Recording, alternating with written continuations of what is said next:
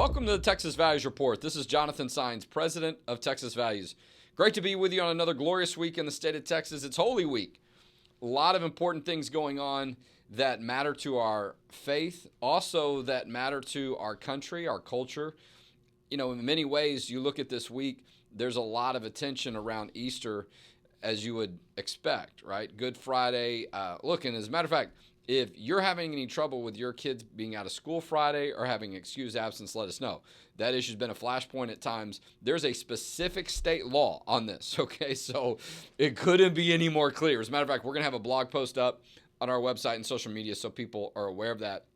And that's information that'll be going out in an email today. But we want to make sure, as a baseline, if you will, that you're able to exercise your faith this week. You would think there'd be a no-brainer, but sometimes there's been some issues. We know, I won't get into all the stuff that we went through during COVID when people were just trying to have Easter services. And so, but hope you have you're going to have a wonderful Holy Week and some time with family and some time in reflection on how important it is to have that opportunity, not only for the resurrection of our Savior, but what that means for us as well, and that renewal, if you will, that we can have every day and as often as we think is necessary when we're connecting with our own faith, and for that to be a source of hope and optimism as we're moving forward. And boy, don't we need it, okay? When we look at some of the issues that we're dealing with in our society, in our communities, our state, and our country, it's good to be reminded of some things that don't change or shouldn't be changing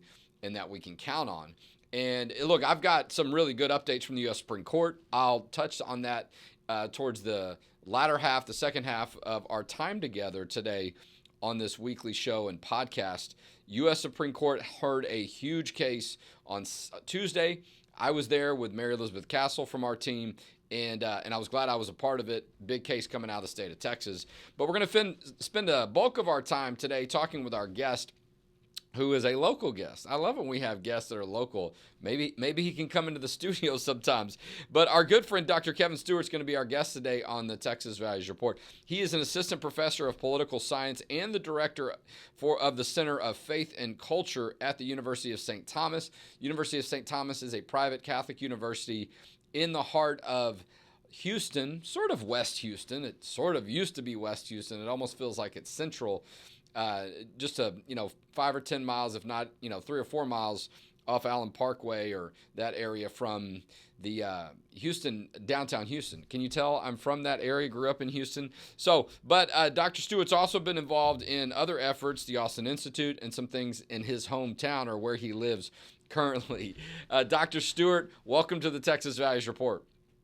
Thank you. I'm delighted to be here. I'm a longtime fan of Texas Values, so it's great to be with you. Well, and I appreciate that. We've got to do some work together many times over the years, some because, we needed to because we were pushing back, some because we were able to really bring new information, bring studies, bring, some intellectual muscle to some important issues. You've been a big part of that. And so I appreciate that. And, here's a new frontier, not so new for you, but at least for us interacting with you in this capacity, in this new center, this new movement, an opportunity that you're having with a new program at the University of St. Thomas. But, a lot of our discussions have been about issues that relate to this push and pull, this tug of war, about things that, you and I and many people believe God's decided all these issues. I mean, it's really laid out when you look at sex and gender and things of that nature. But we've got a society all around us in many ways, particularly here in Central Texas, that want to take people in a different direction. They want to cause confusion, right? And for people to doubt. And so it's good to have some resources that people can look to. Tell us real quick, before we get into a little bit more of the deeper discussion, how long you've been a professor at the University of St. Thomas and why it's been important for you to be a part of that institution. Yeah, so I've been at UST for a couple of years now, and it's a great and vibrant Catholic university that Texas should be very proud of, a faithful Catholic Christian university where people will go. We don't, for example, have or require a DEI statement from our faculty members. Instead, we require a statement about Christianity in academia today. Well, and real quick too, before you were doing that, you did some work for the Austin Institute. Tell us a little bit about your professional background and what has inspired you, if you will, or led you to be involved in these fields of study. Yeah, I think it's vitally important, and this is kind of the through line for my career on this. It's vitally important not only to say no to bad things, not only to stop bad things from happening, but to propose the positive alternative. When people introduce confusion, it's not only enough to stop the confusion, but to say what the truth is. And so that's really what's been motivating me personally, and what motivates this new program, this graduate certificate in sexuality and gender.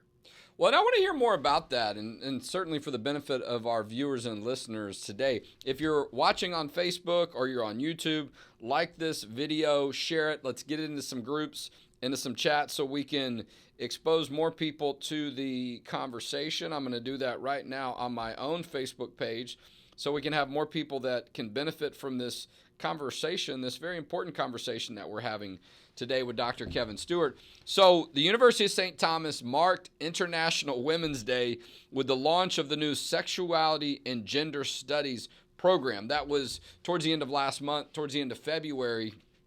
So some good connection points there. We know whether it's, trying to save women's sports, whether it's, kids that are being talked into or encouraged to try to change their sex, if that's even possible, through dangerous surgeries and medications of things of that nature. A lot of these issues are all around us. Y'all are trying to sort of, clear this out and be this calm in the middle of the storm. Tell us about this new program at the University of St. Thomas. And as I understand from my notes here, that it might be the first of its kind.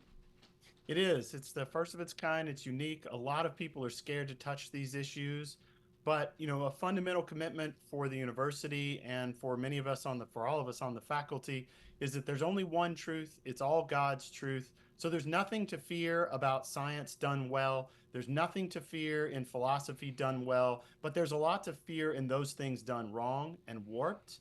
And part of this program comes out of my experience. Another previous job that I've had was the headmaster of a Catholic high school. And there I developed a great deal of empathy and heart for our faithful who are on the front lines, because this issue is crossing their threshold, or they wake up every day in fear that today is the day this issue crosses their threshold. And do they know what to say? Do they know whom to call? Are they going to make a misstep?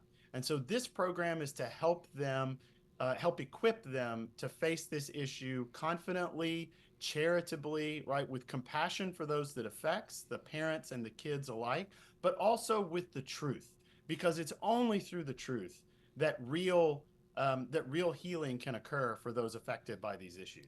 Well, I'll tell you, we're talking with Dr. Kevin Stuart. He is an assistant professor of political science and the director of faith and culture at the University of St. Thomas, which is a university right there in the heart of the sort of west part of Houston, just outside of downtown.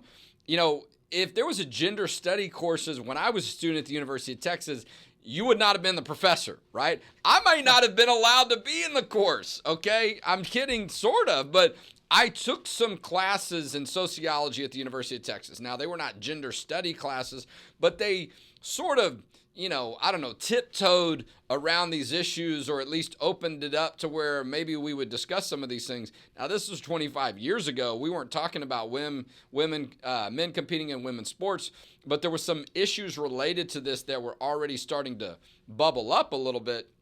But if there was a course about gender studies, and I would imagine that's the case for almost every other university, it would not be going in the direction or telling people the truth with some fundamental principles like you're doing with this course in this new program, which I think makes it really relevant and exciting and so valuable, right? You think about the college kids coming up this day. I have a senior in high school. I have another son who's a sophomore. I have a daughter that's about to go into her freshman year in high school. To your point, you can't avoid it. You got to be ready when the battle comes to you or the conversation comes to you in one way or another.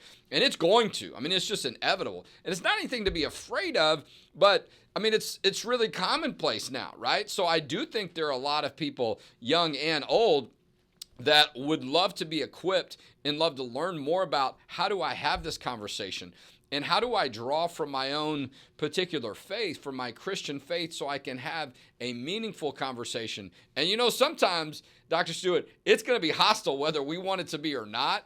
Just even us saying, well, my particular Christian faith says, and that might be all you get out of your mouth before somebody jumps all over you, but it's incredibly relevant. But I also think from an academic perspective, right, from an intellectual perspective, saying, hey, here is a smart and thoughtful way that we can have these conversations and make it harder for people to try to escape, these truths that are not so convenient for them.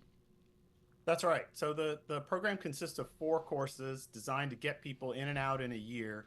The first one is all about the nature of the human person, right? What is a human being? Because if we get clear on some of the mistakes that are made there, it will prevent us from making a lot of errors. Then we cover every time any of these issues comes up, people ask, how in the world did we get here?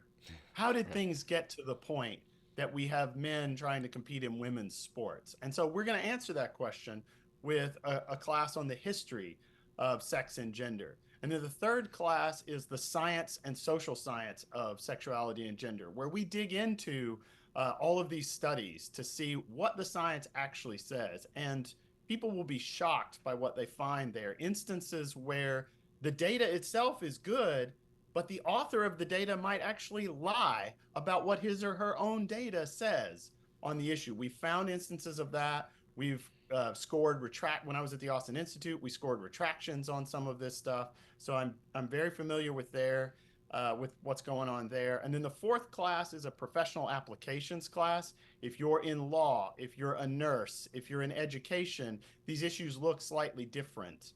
And so we'll have individualized by profession applications courses. I think a huge point is we'll be drawing on some of the leading national experts on these issues. These classes are taught synchronously online, kind of like we are right now. Yeah. And what that allows us to do is pull in the best experts wherever they are to speak to these issues. And we've got some of the best.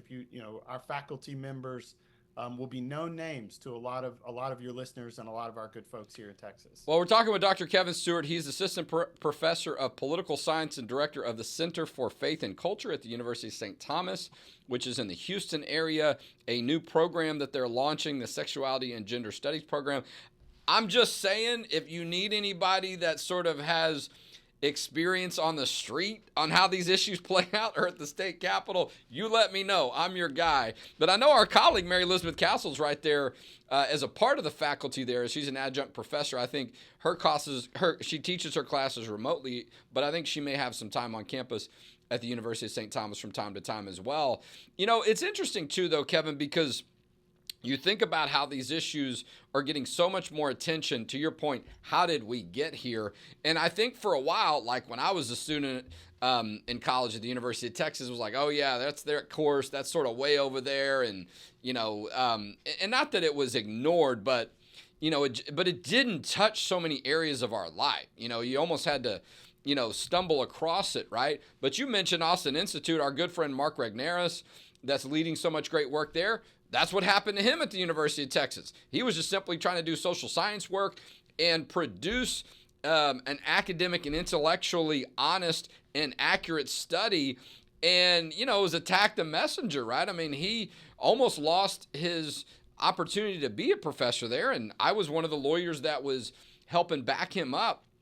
And so there's a lot of risk involved for people that try to just print the truth. And then people that will that have the courage to do that will be attacked. And, there's a lot of pressure I can see for people, sadly, to lie and say what's not true because it doesn't fit the political narrative that some people want, which is, very concerning. But I imagine you don't have to worry about that at the University of St. Thomas, at least not from, the power structure.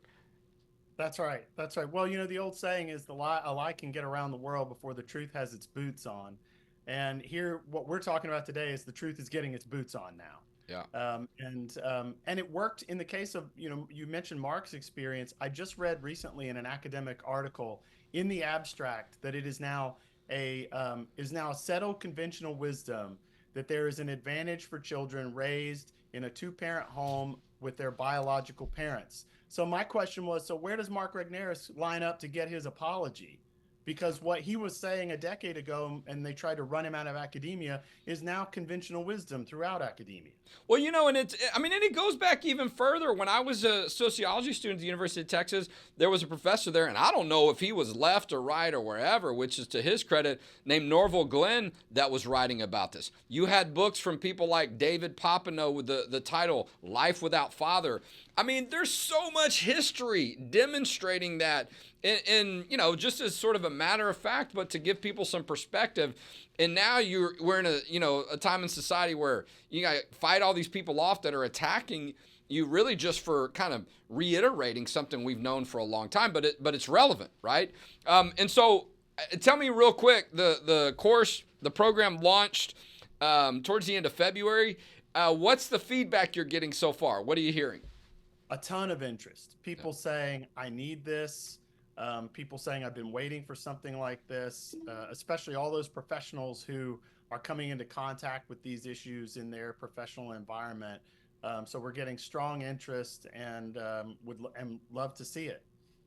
Yeah, well, look, and as I mentioned, it's timely, right? And so I think that is smart on your part and the university's part of not saying, well, that we're not going to worry about that. We know what our Catholic faith says. We don't need to have a discussion. Students know this issue. We don't need to in any way suggest that it's sort of up for debate and then equip them.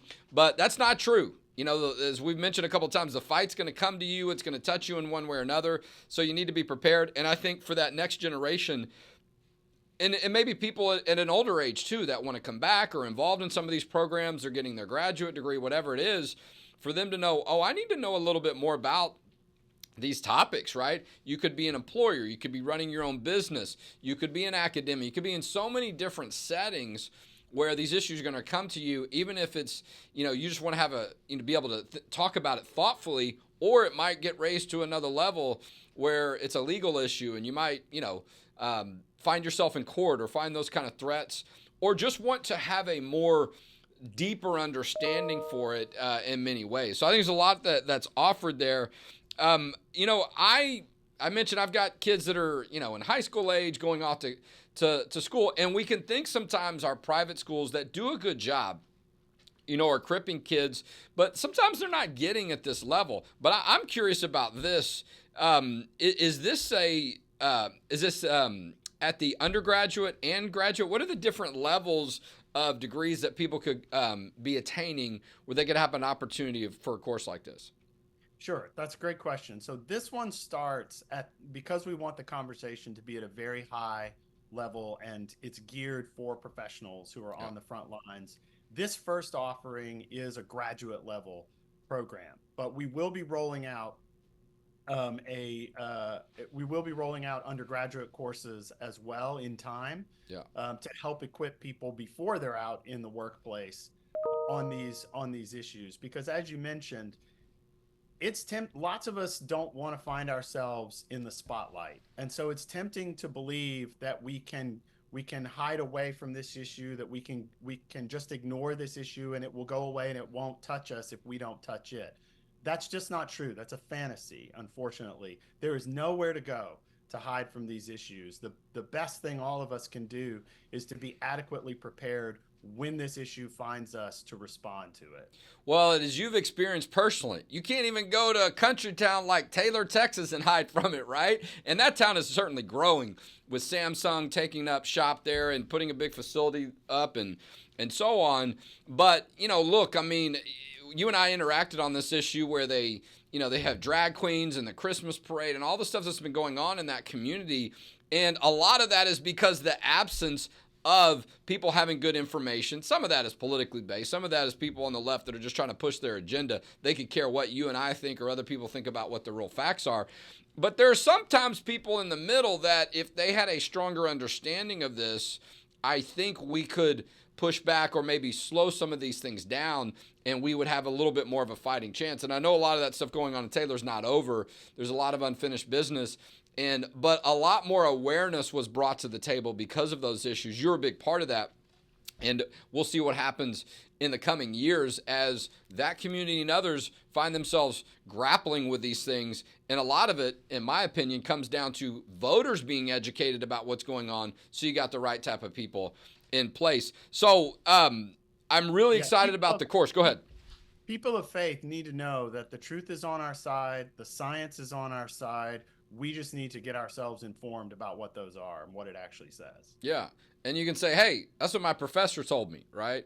If that's what you need to get a little bit more credibility behind your argument, it matters to some people. But, I do think the ability to state it from a deeper intellectual place helps, because there's so much you're going to have to push back, and it's going to have to a lot of times take more than, well, the Bible says this. That's enough for me, but that may not be enough for other people. And when you can combine it with some other evidence and facts that match up well, I think it's going to be such a strong way to handle these issues and to show the other side, if you will, or whoever it is. We are not afraid to engage in this discussion and debate, because to your point, we got all the good information on our side.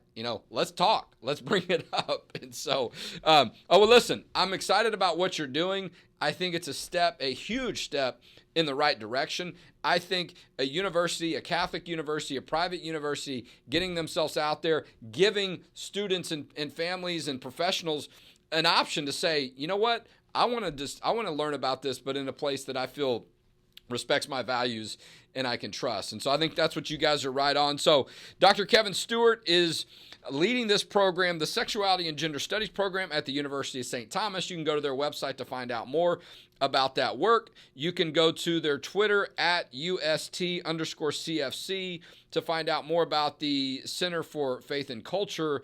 And you can watch some of the interesting things that may be happening in Taylor today or tomorrow with Dr. Kevin Stuart. Dr. Stuart, thanks for being our guest today on the Texas Values Report, and thanks for all the great work you're doing. Thanks, Jonathan. Okay, I got about 3 minutes left, and I'm going to do sort of the speed round drive-through as Dr. Stuart exits our Zoom room about my time at the U.S. Supreme Court. I've been licensed for 20 years now as a lawyer in the state of Texas. And, that's something that when I think about I'm so grateful, and proud of, if you will. And, when I reflect on it from time to time, it's something that also makes me think about, wow, I've been involved in this work a long time. But I still get excited when I go to the U.S. Supreme Court. I'm not always excited about traveling and switching planes and all that. But when you're on the ground, and you don't have to be a lawyer to appreciate it, but to some extent that may add, to a higher level, and you're looking at this historic building, the columns, some of the most important decisions on court cases have been made in that building, right? The arguments that have been made. We've stood there so many times when cases have come from Texas. So we were there Tuesday, myself and Mary Elizabeth Castle, our Director of Government Relations, Government Affairs from our organization, because there was a case out of the state of Texas that was being argued at the U.S. Supreme Court. So look, anytime there's a Texas case that's at the U.S. Supreme Court that relates to some of our issues, it's almost a certainty that we're going to be there. And sometimes we've got a direct involvement. Sometimes we're in more of a support role, which is what we were in this time. We were a part of a legal brief that was filed at the U.S. Supreme Court supporting common sense measures. This is what this case is about, all right? That there should be safety measures in place when chemical abortion pills are taken. This is not the pill in regards to contraception. This is a drug that is taken after the woman's pregnant, that is designed to end that baby's life, to end that pregnancy, right? And so we're talking about a completely different thing. Do not get confused by others in the media. That's what this is about. This is a chemical abortion pill, okay? That's what it does. But it's a two-part process, but there are documented evidence that it's dangerous for women, that it creates some of the most awful circumstances that women have to go through. And now, because post-COVID or whatever excuse is being made, the FDA, the Federal Drug Administration, Food and Drug Administration, at the federal level, is now backing off some safety regulations that they had in place. One being that you got to meet with a doctor when you have this drug administered, right? Now you can get it through the mail. Girls are basically having an abortion in their dorm room. That's where it's taking place. One of the things we heard there at the rally we were a part of is a woman describing in graphic, heartbreaking detail of blood running down her leg, of the baby leaving her body in the shower and it getting caught up in the drainage of the shower, right? And so look, this is not a situation women should be going through. That's what this case is about. It's not about whether there's going to be abortions or whether this pill is even going to exist. It's about whether or not there will be common sense safety regulations that were in place for almost 2 decades. So go to our website, social media, and find out more about those details. We hope we have success, but that's what we do. We don't just sit behind a microphone or a camera and tell you. We go there, we show our support. We were in tons of media interviews trying to get the truth out on this issue. That's why you should consider making a donation today as we get towards the end of the month. These things that we do are expensive. Having the expertise that I do and other members of the team does take a certain amount of investment. You're not going to just get it anywhere. Please consider making a tax-deductible donation today at txvalues.org. And that's how together we can protect faith, family, and freedom in Texas. And we'll talk to you next week on the Texas Values Report, and happy Easter.